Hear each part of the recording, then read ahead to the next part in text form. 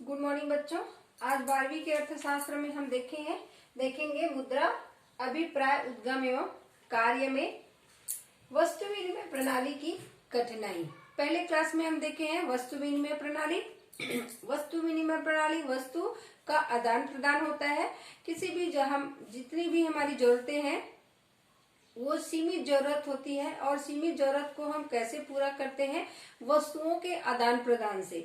वस्तु को हम जो हमारी जरूरत की वस्तु है उसको लेना, और जो उनकी जरूरत की वस्तु उनको देना, ये वस्तु विनिमय प्रणाली होता है। तो वस्तु विनिमय प्रणाली की कठिनाई देखेंगे।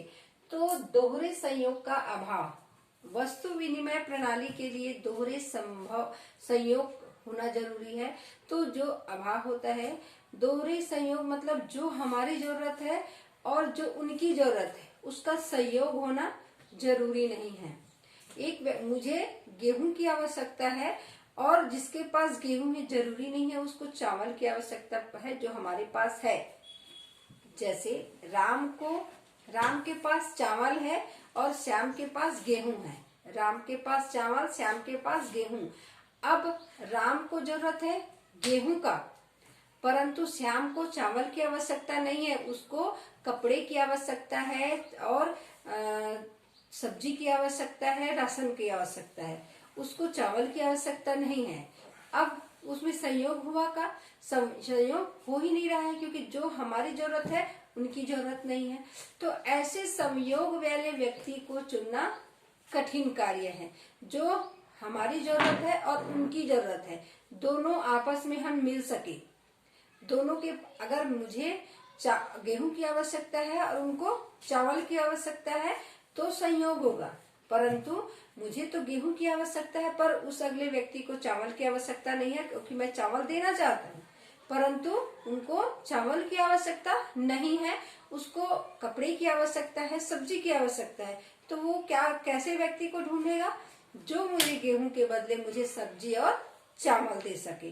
तो इस प्रकार दोहरे संयोग की यहाँ पर ढूंढने की कठिनाई होती है। हमको ऐसे व्यक्ति की आवश्यकता होती है जो हमारे वस्तु को रखे और हमारी जरूरत की वस्तु को दे, तो उसमें ढूंढने में कठिनाई होती है, संयोग का अभाव होता है। दूसरा है वस्तु विभाजन की समस्या। वस्तु विनिमय प्रणाली में वस्तु के विभाजन की भी समस्या होती है। हम देखते हैं कि अगर एक व्यक्ति के पास, राम के पास बकरी है और उसके बदले उसको कपड़ा चाहिए, अनाज चाहिए, सब्जी चाहिए और बहुत सारे सामान चाहिए, परंतु बकरी खरीदेगा तो उसके पास ये सब सामान होना जरूरी नहीं है। अब एक व्यक्ति बकरी को खरीदना चाहता है तो उसके पास न सब्जी है, न राशन का सामान है, न कपड़ा है, और उस बकरी वाले को क्या चाहिए? उसके बदले में तीनों सामान चाहिए।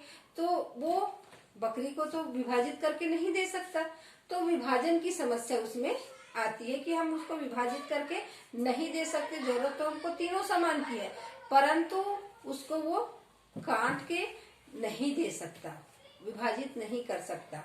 तो ये रहा वस्तु विभाजन की समस्या। कभी कभी भारी विषम परिस्थिति आ जाती है, हमको वस्तु विभाजित करने की समस्या हो जाती है वस्तु विनिमय प्रणाली में, क्योंकि हम बकरी के बदले क्या ले रहे हैं? हमको सामान चाहिए और उतने सामान एक व्यक्ति के पास नहीं होता है। अब धन के संचय का अभाव।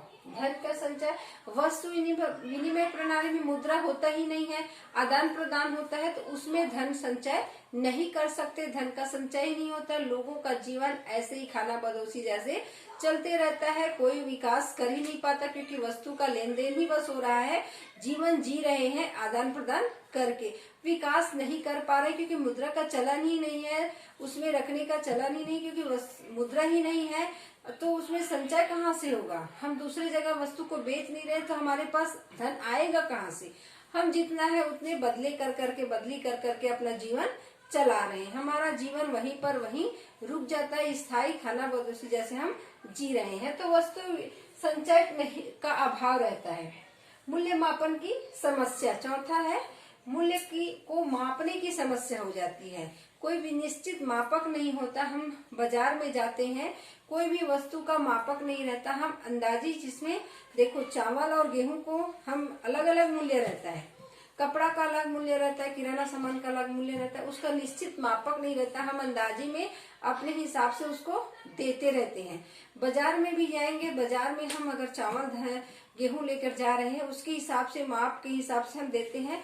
उसमें किसी को भी, लेने वाले को भी घाटा हो सकता है या देने वाले को भी घाटा हो सकता है। तो किसी एक को घाटा उठाना ही पड़ता है, क्योंकि निश्चित मापक नहीं रहता।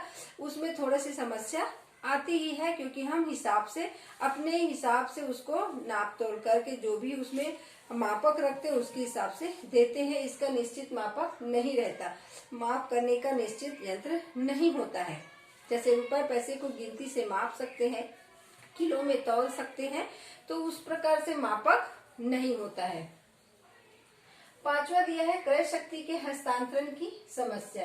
क्रय शक्ति के हस्तांतरण, हम क्रय करते हैं, उसके हस्तांतरण की समस्या आती है। एक दूसरे के हम बेचने की समस्या आती है। अगर हम यहाँ से कहीं जाना चाहते हैं, हमारा मकान खेत बेचना चाहते हैं, तो बेच नहीं सकते, जा नहीं सकते, क्योंकि मुद्रा का चलन ही नहीं है, बेच नहीं सकते। आदान प्रदान अगर दूसरे गांव वाले के साथ हम बदली करते हैं, उसका मकान हम लेंगे, उनका मकान तब होगा, परंतु अगर हम बेच के जाना चाहते तो हो ही नहीं गा, क्योंकि यहाँ मुद्रा का चलन ही नहीं है, जा ही नहीं सकते दूसरे जगह। वो घर को उठा के ले जा सकते, अचल पूंजी को उठा के हम ले जा नहीं सकते। तो ये सारी चीजें बहुत कठिन होता है। क्रय को, अपने मेहनत को हम नहीं बेच सकते, अपने मेहनत का हम वहां पर हिसाब नहीं लगा सकते। तो क्रय शक्ति के हस्तांतरण जो भी क्रय करते हैं, उसको एक दूसरे जगह में नहीं ले जा सकते, इसकी समस्या बनी रहती है।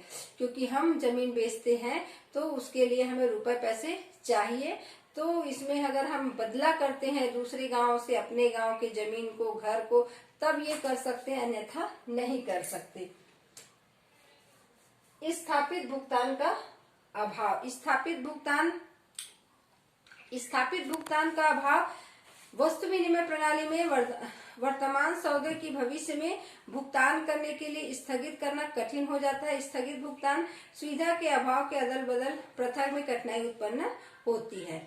स्थगित जो हम बाद में देंगे ऐसा करके रखते हैं, उसमें परेशानी होती है।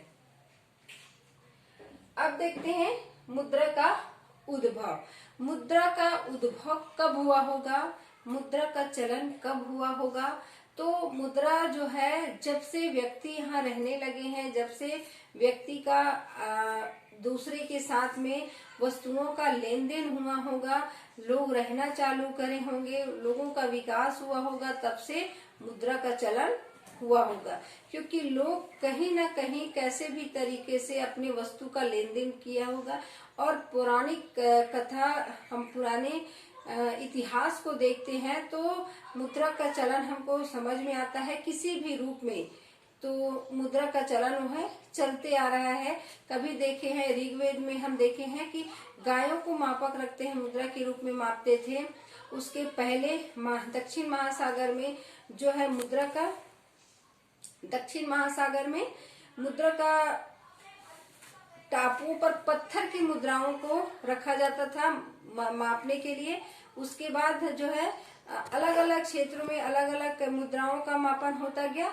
और जो ऋग्वेद काल में कहे कि गाय को उपयोग किया जाता था और मुद्रा के मापन में उसका कार्य होता था। तो धीरे धीरे इतिहास में ये मुद्रा का मापन बदलता गया हर क्षेत्र में। तो उसका हम देखेंगे बहुत पुराने इतिहास में मुद्रा का अलग अलग स्तरों में होता रहा। अब देखते हैं मुद्रा का उद्भव में वस्तु मुद्रा।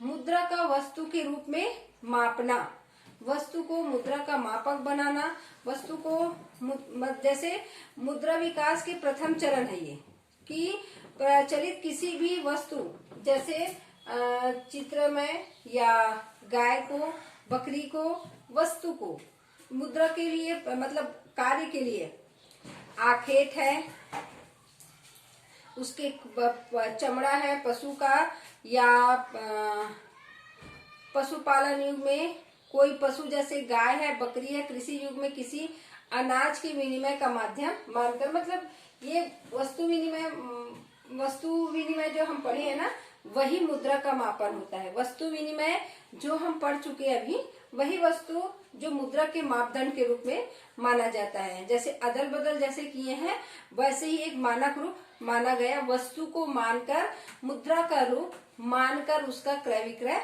करना वस्तु मुद्रा है। धातु मुद्रा किसी प्रकार के सोना, चांदी, लोहा, तांबा को धातु रूप में जैसे सिक्का चलाते हैं, वैसे धातु के रूप में बहुत इतिहास में चलते आ रहा है कि किसी जमाने में इतिहास में देखेंगे कि तांबे का सिक्का चलता था, लोहे का सिक्का चलता था, कांसे का सिक्का चलता था, सोने का, चांदी का सिक्का चलता था। तो ये धातु मुद्रा प्रचलित हुई।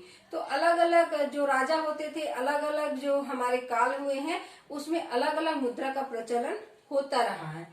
तो पत्र मुद्रा, पत्र जो है, हम पत्र के द्वारा, ये कागज के द्वारा मुद्रा का प्रचलन जो अभी चल रहा है, नोट है, वो पत्र के द्वारा मुद्रा का प्रचलन जो है आगे अपने कार्य को प्रगति देने के लिए मुद्रा का प्रचलन।